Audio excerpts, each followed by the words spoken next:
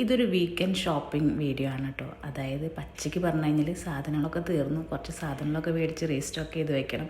അപ്പോൾ പോകുമ്പോൾ എന്തായാലും കുറച്ച് ഗ്രാൻഡായിട്ട് പോകാമെന്ന് വിചാരിച്ചു. പിന്നെ സാധനങ്ങളൊക്കെ മേടിച്ച് കഴിഞ്ഞാൽ നമുക്ക് എന്തെങ്കിലും അവിടെ നിന്ന് ലൈറ്റായിട്ട് കഴിച്ചിട്ട് വീട്ടിലേക്ക് തിരിച്ചു വരാമെന്നുള്ള ശുഭ പ്രതീക്ഷയോടുകൂടി ഞങ്ങൾ ഇറങ്ങി കേട്ടോ. നെസ്റ്റോയിലാണ് പോണത്.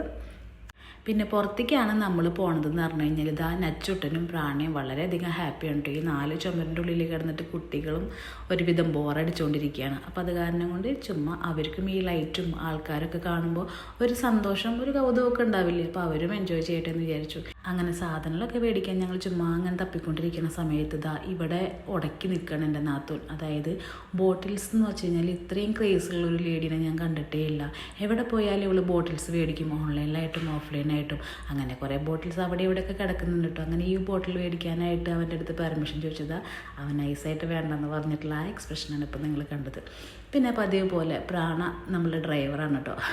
ഫുള്ളി ഒരു കാർട്ടും പിടിച്ച് കറങ്ങലായിരുന്നു പണി. ഇപ്പോൾ എവിടെ ഷോപ്പിങ്ങിന് പോയാലും ബേബി കോർണേഴ്സ് ഉണ്ടാവില്ലേ, അവിടെയും ഇവർ കുറേ എന്തൊക്കെയോ സാധനങ്ങൾ നോക്കിയും വാങ്ങിയും സമയം സ്പെൻഡ് ചെയ്തു കേട്ടോ. പിന്നെ ഒരു മിഠായി വേണമെന്ന് പറഞ്ഞപ്പോൾ അത് വാങ്ങിച്ചു കൊടുത്തപ്പോൾ പ്രാണക്കുട്ടി ഹാപ്പി. അങ്ങനെ ഞങ്ങളുടെ സാധനങ്ങളൊക്കെ മേടിച്ച് കഴിഞ്ഞ് ഞാൻ പറഞ്ഞില്ലേ ലൈറ്റായിട്ട് എന്തോ കഴിക്കണം എന്നൊരാഗ്രഹം ഉണ്ടായിരുന്നു. അങ്ങനെ അവിടെ നിന്ന് എന്തൊക്കെയോ 1-2 സാധനങ്ങളൊക്കെ നമ്മൾ വാങ്ങിയിട്ടോ. അത് കഴിഞ്ഞിട്ട് ഭയങ്കര ചർച്ചാ വിഷയമാണ്. കാരണം വരുന്ന ഏപ്രിൽ 22-ന് പ്രാണയുടെ ബർത്ത്ഡേ ആണ്. മേ ബി ഞങ്ങൾ ഇവിടെ തന്നെ ഉണ്ടാവും. അതല്ലെങ്കിൽ സിറ്റുവേഷൻസ് മോശമായി പോവുകയാണെങ്കിൽ അറിയില്ല, നാട്ടിൽ പോവോ എങ്ങനെയാണെന്നൊന്നും അറിയില്ല. അപ്പോൾ അത് കാരണം കൊണ്ട് ഇവിടെ ഭയങ്കര ചർച്ചയാണ്. അവൾക്ക് ഏത് കേക്കാണ് അവളുടെ ബർത്ത്ഡേക്ക് മുറിക്കാനായിട്ട് നമ്മൾ ഓർഡർ ചെയ്യേണ്ടതെന്നൊക്കെ. അങ്ങനെ ഇവിടെ ഇത്രയും കേക്കുകൾ നിരത്തി വെച്ചതിൽ ഒരുപാട് നല്ല ഭംഗിയുള്ള കേക്ക് ഉണ്ടായിരുന്നു കേട്ടോ. പക്ഷേ എൻ്റെ പ്രാണക്കുട്ടി സെലക്ട് ചെയ്ത് അവിടെ ഏറ്റവും ഭംഗിയില്ലാത്തൊരു കേക്ക്. അതൊക്കെ പോട്ടെ. അത് കഴിഞ്ഞിട്ട് പിന്നെ നമ്മൾ നേരെ പച്ചക്കറി സെക്ഷനിലേക്ക് വന്നു കേട്ടോ. അവിടെയാണ് ഈ ചെസ്നട്ട് കണ്ടത്.